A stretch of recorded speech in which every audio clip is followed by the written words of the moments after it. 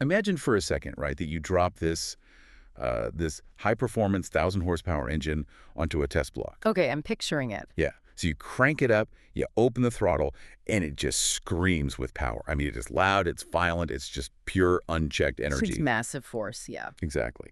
But without a heavy, rigid chassis to bolt it down and, a complex transmission to actually harness that rotation, that engine isn't going anywhere. In fact, if you let it run fast enough for long enough, it will literally vibrate itself to pieces. It just tears itself apart. Right. It's this immense amount of motion, completely devoid of any actual forward movement. And that feeling, that violent, almost skin-crawling friction of wanting to go fast but being bolted to the floor, that is the exact sensation we are unpacking today. We really are. Welcome to the Deep Dive, everyone. Today we are looking at a fascinating astrological forecast for April 19th, 2026. And it's paired with this incredibly beautiful allegorical StoryScope from Tarot by Hisi. It's called The Forge of Unyielding Stone. Such a rich text, honestly. It really is. Yeah. And our mission for this deep dive is basically figuring out what we are actually supposed to do when our absolute unstoppable momentum just violently hits an immovable wall. Right, because if you've ever felt that, it's agonizing. So we all know the baseline players here, if you follow astrology at all. This forecast is centered entirely on a Mars conjunct Saturn alignment. The classic clash. Exactly. Anyone who follows these planetary movements already knows that, Mars brings the fire, it brings the drive, Yep. while Saturn brings the restriction and the wall. The heavy boundaries. Yeah, the heavy boundary. But what is so compelling about this specific April 19th reading isn't just the clash of those two forces. It's the incredibly specific psychological reality check it creates regarding the actions we have already taken. Yeah, the text describes it as a moment where our desires and our momentum meet the part of life that asks if we can actually sustain them. Yes. It feels like an audit of our ambition. Yes. And we've been revving the engine, and the universe is suddenly asking for the receipts. Audit is the perfect word for it. Because, when we are operating in pure Mars energy, we are running on hunger. Pure adrenaline. Right. We are just conquering the immediate obstacle in front of us. But then Saturn steps in and asks the structural questions. It demands to know the long-term viability of what you are actually doing. And the resulting friction creates this very distinct feeling of deceleration. Which is incredibly uncomfortable. So uncomfortable. The text explicitly warns about the danger of collapsing into, quote, blame or tantrums during this transit. And I read that and immediately felt called out. Oh, me too. Absolutely. Because when you feel like your desires are just being blocked for no reason, I mean, a tantrum feels completely justified. You just want to slam your hands on the steering wheel. We want to blame an external force for slowing us down, like someone else must be at fault. But the forecast is pleading with us not to confuse delay with defeat. That's a huge distinction. It is. What feels like a cruel blockage is actually just our open momentum encountering the necessary weight of what is required to make something real in the physical world. Okay, but knowing we shouldn't throw a tantrum when our momentum stalls is, great advice in theory. Sure. But practically speaking, that frustrated, pent-up energy has to go somewhere. And I love how the companion StoryScope really brings this dynamic to life by personifying these forces. It's so well done. It is. We are introduced to this character named Kael, who is the literal embodiment of this unchecked raw drive. Yeah, Kael is described as a being of uncontained motion. The text calls him thunder without sky, flame without hearth in the first age of the world. What a description. Right. And he has a philosophy that dictates literally everything he does. It goes, movement is truth, power is purpose. He genuinely believes the world exists purely to yield to him, to just answer his force. And we see him acting on that, right? He surges across the landscape. Tearing through it. Yeah, he splits valleys open, he reroutes rivers, he ignites entire forests. The text actually says he strikes the ground so hard that sparks leap up as creatures of fire. It is this pure, intoxicating combustion. His entire existence is just an expression of pushing outward. If an object can be moved, he moves it. If it can be broken, he breaks it. See, I found myself pausing a lot during this section of the text. Yeah. Because Kael sounds, well, uncomfortably similar to modern hustle culture. Oh, interesting. Right, the whole move fast and break things ethos. Hmm. I mean, we actively reward people who operate like Kael. We do. We put them on magazine covers for disrupting industries and bending the world to their will. So I have to ask you, is Kael actually doing anything wrong here? Isn't he just acting out his fundamental nature? Well, the source material is very careful not to frame this as some morality tale of good versus evil. Okay. Kael is not driven by malice. His motivation is just this deep, unrelenting hunger to become more than he is. And that hunger is essential. I mean, it is the spark of all creation. Yeah, without it, nothing starts. Exactly. The issue the text highlights isn't his nature, but the devastating aftermath of a nature left unchecked. Because the text mentions the world becomes unbalanced, right? Yeah. It begins to fracture under his constant pushing. Yeah, look at the specific imagery used there. He awakens rivers, but they just flood their banks and vanish into the dry earth. Because there's no path for them. Right. He ignites forests that burn brilliantly for a moment, but they turn to ash because there are no roots left to anchor any sort of renewal. The land is in such a constant state of upheaval that it can't even remember its own shape. Wow, it actually reminds me of like a brilliant startup founder who can pitch a vision, raise millions in capital, throw a massive launch party, but then bankrupts the company 6 months later. Because they never bothered to build a functional product. Or set up an accounting department. All blast, no ballast. That's exactly it. That unchecked motion eventually exhausts its own environment. Kael's endless surging looks victorious in the short term, but he is just leaving a trail of scorched, unlivable valleys behind him.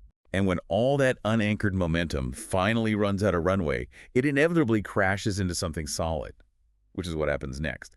Kael's endless pushing leads him to the edge of a completely different domain. And this brings us face to face with the Saturn energy of our story. Right. We meet Virel. Virel, the keeper of the foundation. Her introduction is just phenomenal. The text says her body is mountain, her breath is time, and her gaze, quote, could weigh a century as lightly as a moment. She is the absolute antithesis to Kael. I mean, she doesn't surge, she doesn't tear or scatter, she endures, she holds. So Kael, who is riding this massive high of breaking everything in his path, hits the boundary of her domain and finds a wall of stone. And the story makes it clear this isn't just like a physical barrier. Yeah, not at all. It's described as a decision made by the world itself. Such a cool phrase. But Kael's reaction is incredibly telling here. He smiles. He thinks he's finally found a worthy opponent. Because to a being made of pure force, everything in existence is just a nail waiting for a hammer. Yep. So he unleashes absolute fury on this wall. He shatters the ground beneath him. The sky is flickering with heat from his effort. He fully expects a fight. But Virel doesn't fight back. No. The wall doesn't break. It doesn't even tremble. It just absorbs his blows. The psychological torture of fighting something that simply refuses to participate in the conflict, I mean, it must be maddening for him. It's like punching water. It just forces Kael to confront his own futility. And then Virel speaks to him from within the stone, saying, "You exhaust yourself against what you do not understand." And when Kael arrogantly claims he will understand it by breaking it, Virel steps out and delivers basically the core thesis of this entire deep dive. Oh, I highlighted this part twice. She says, you mistake resistance for denial. You mistake delay for defeat. Wow. That perfectly mirrors the astrological warning about not throwing a tantrum. But Kael is still totally trapped in his own paradigm at this point. He argues back, saying if something doesn't yield, it's an obstacle, and obstacles must be overcome. Because that's all he knows. But Virel flips his perspective entirely.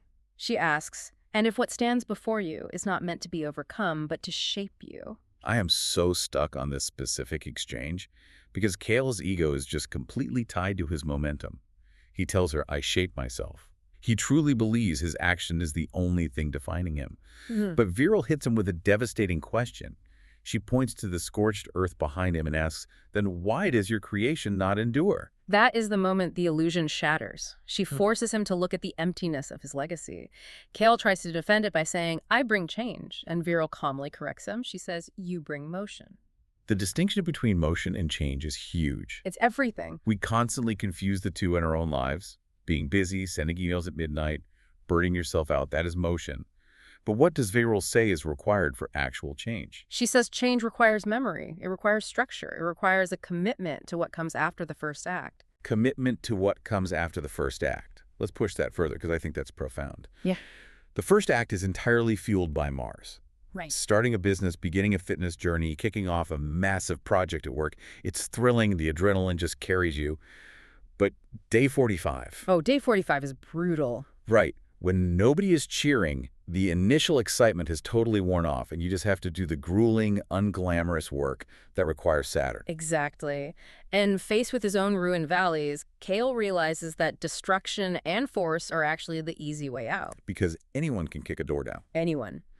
But to pass Virel's wall, he is forced to engage in an entirely new psychological process. He has to build. And Virel doesn't demand that he extinguishes fire, which I found really interesting. Yeah. She doesn't tell him to stop being Kael. She tells him, if you would pass beyond this place, you must build what you once only shattered.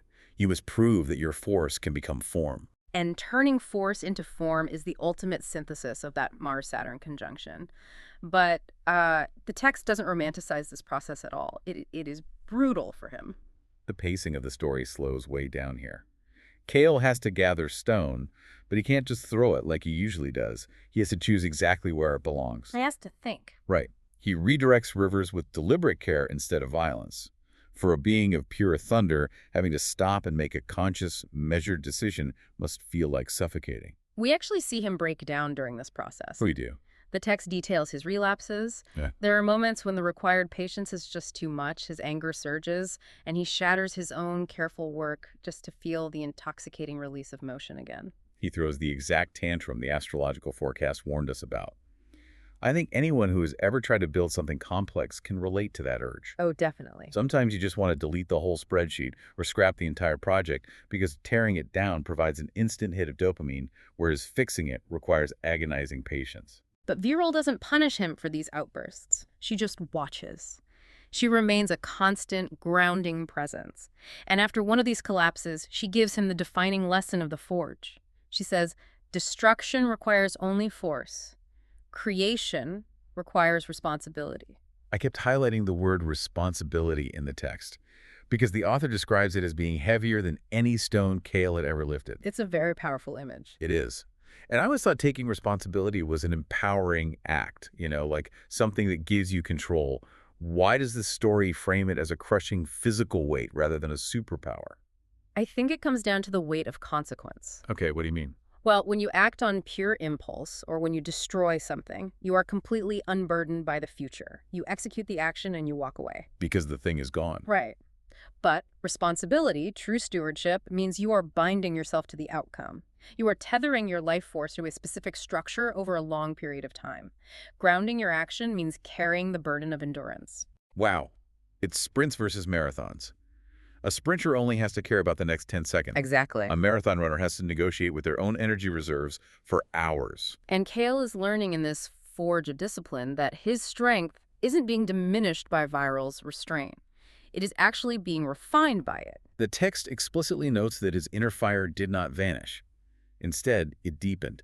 It transformed from an erratic, destructive wildfire into a focused hearth. And because he finally achieves that focus, the environment responds differently.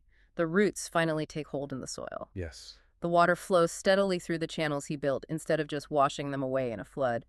He manages to achieve what the initial forecast called measured, courageous, and determined action. He successfully subjected his raw Mars energy to Saturn's demanding structure. Which is incredibly hard to do. It is, but that structural change fundamentally alters his relationship with the immovable wall. So Kael spends an unmeasured amount of time doing this slow, deliberate work, and eventually he stands before Virel's great stone barrier again. Only this time, he doesn't wind up for a strike. He doesn't brace for an impact. He places his hand on the stone. He feels its presence rather than fighting its resistance. And he says, very quietly, I understand. Gives me chills.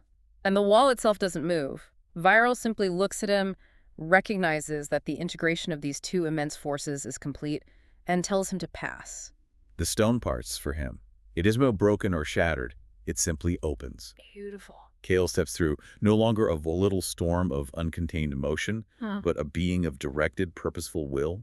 The text notes that he begins the second age not by conquest, but by commitment. And the overarching lesson extracted from this mythology is profound. The greatest power was never the forceful surge to begin a journey. The true power is the strength to continue long after that initial thrill has faded, when nothing but pure discipline remains to carry the work forward. So, applying this directly to you, the listener, right now, if you are feeling immense pressure or facing a sudden deceleration in your career, your creative projects, or your relationships, you need to ask yourself a difficult question. A really hard one, yeah. Are you fighting a vague sense of resistance, or are you working toward a clear structural priority? Are you swinging wildly at the wall like Kael in his first age, throwing a tantrum because the world refuses to yield to your timeline? Or are you taking the time to carefully choose where the stones belong? The astrology of the day and the mythology of Kael are offering us the exact same blueprint. When you encounter a massive reality check, the worst thing you can do is revert to thoughtless motion. Don't just hit the gas harder. Exactly. Yeah. Those immovable walls in your life are not there to defeat your ambition. They are the forge. They are asking you to prove that your force can become form. It just shifts our entire perspective from being victims of bad timing to becoming the architects of our own reality. I want to thank you for exploring these sources with us today. It is dense material, but deeply rewarding when you apply it to the friction in your own life. The shift from breaking things to building things really does change everything. It does. Let's take this one step further before we go, though. Huh. We've talked entirely about surviving the friction of the present moment, turning that raw drive into something that can endure tomorrow. But if Saturn truly represents time and Mars represents our actions, think about what happens to Kael in that second age. Hmm. What happens when we finally commit to building something that outlasts our own lifespan? So stop focusing on the wall in front of you for a minute and ask yourself this. What does your unyielding stone look like 100 years from now?